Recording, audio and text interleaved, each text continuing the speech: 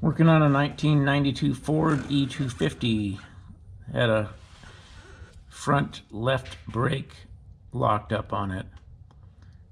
Took it out for a test drive, and this brake on this side locked up. I wasn't able to drive it home. So what I ended up doing was getting some tools and just to find out whether it was the caliper that froze or whether it was a bad brake line. I just turned the wheel this way so we could get behind it, put some vice grips on the hose, opened up the bleeder, let the pressure off the caliper, and then my rotor would spin again just fine. And so, okay, needs a new brake line.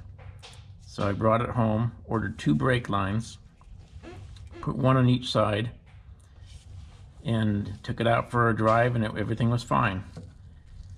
But I did notice that the brakes weren't very smooth, and probably the rotors were a little warped or something. So I ordered 2 new rotors, brake pads, and did the pads and rotors on both sides, repacked the bearings, and I noticed that this side, when I pumped the brakes up, this side still didn't spin quite as freely as it should as the other side. So I took the caliper back off and clamped one piston, pumped the brakes, and pushed the other piston out far enough to see if it would come out. It went out, pushed it back in with a clamp, did the same with the other one, and everything seemed to be working fine.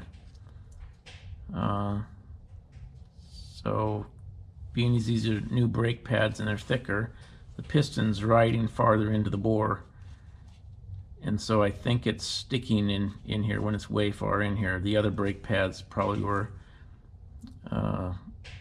3/16 of an inch worn, and so the piston was operating farther out of the bore where it wasn't sticking.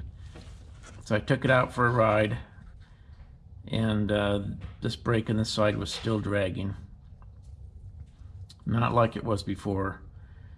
So I brought it back, and this side had got pretty hot.